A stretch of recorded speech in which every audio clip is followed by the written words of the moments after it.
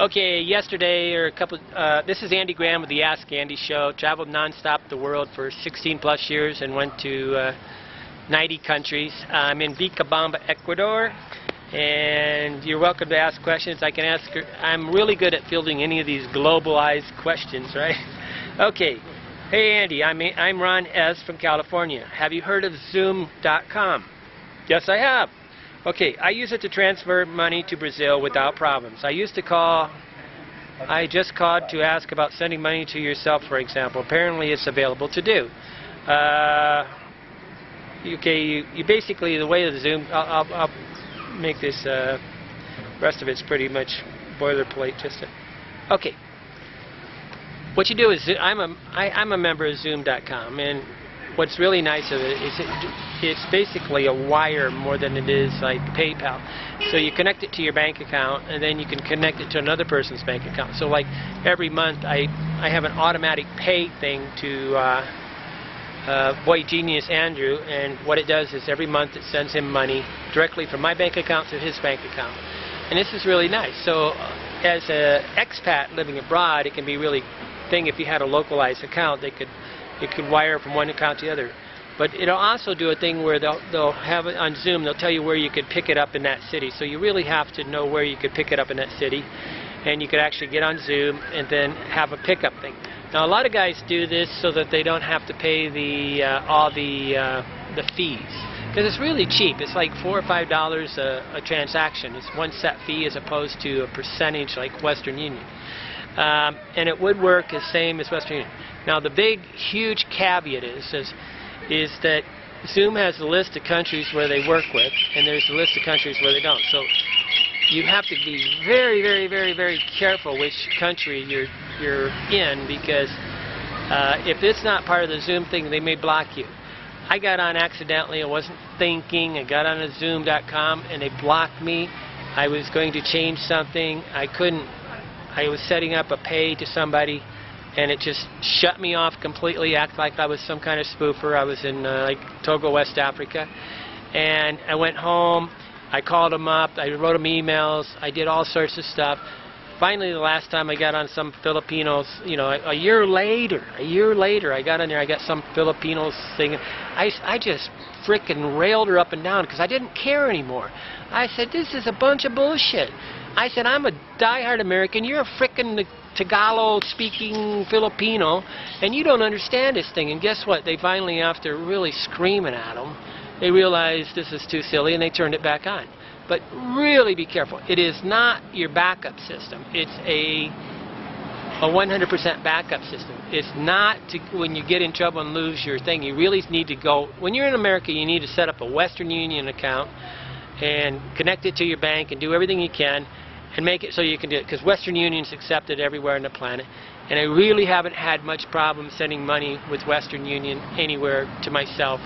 And you can actually, you know, you really need to have the ability to send yourself money, and Xoom is only going to work for, you know, the trendy countries, okay, for a better word. So if you're just a trendy traveler, it's no good. But if you're really like off the wall, outside the book, you know, if you go where there's not even, I've been to places where there is no guidebook for it, okay, and you know, but it does work. Really good way to save some fees. And I've never actually heard anybody actually transferring bank to bank, and well, I guess that's not true. I send bank to bank to India, and it's like immediate, okay? It's not, you know, a waiting period. It's a great way to wire money, much better than wiring money at the bank, because the bank, I don't know what they do. They just totally, you know, there's a million horror stories of people waiting for months for a wire to come through. But when it goes directly into your bank account, but see, people will wire to a bank, and then the bank will hold it up and make money off the thing and basically really screw you. But yeah, it's a great system, but B, it's got some real dangers to it. I mean, the last thing you want to do is if you're sending yourself money and say you was real crazy and didn't have ATM cards or whatever, you should always have 2 ATM cards. If you don't have ATM cards, nobody gets money orders anymore unless they're living in $500 a month, $500 a day hotels. You might get money orders, you know, traveler's checks. But you know, that's strictly for when you can't take enough money out of your bank account. When you go above the $300 a day, if your budget is higher than $300 a day, then you're on this credit card thing, and it really causes some problems. But you know, it's according to what kind of world traveler you are, right? But you know, rich and famous, they go anywhere, right? Thank you for subscribing to my YouTube channel. This is a very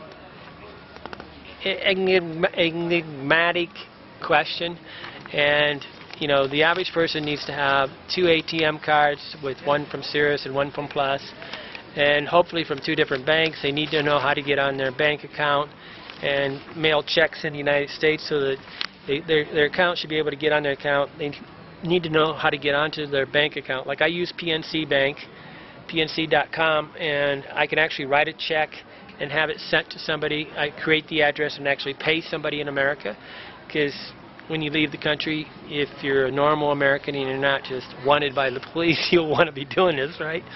And you can even set them up on automatic pays and all these things and pay all your bills until you really unhook from all that. And then you need to set up a Western Union account, 100%, and set up a Xoom. It's okay too. But realize that the Xoom can get shut off a lot easier. And the PayPal, they shut them off like water. I mean, PayPal, you know, that's really... I have a PayPal debit card now. They gave me one, and I'm going to see how it works outside the United States. And if they shut me off, I'll really give them a railing. I don't trust PayPal at all. They basically are a pain in the butt. But they're, you know, they're a way to pay on eBay inside the United States pretty good.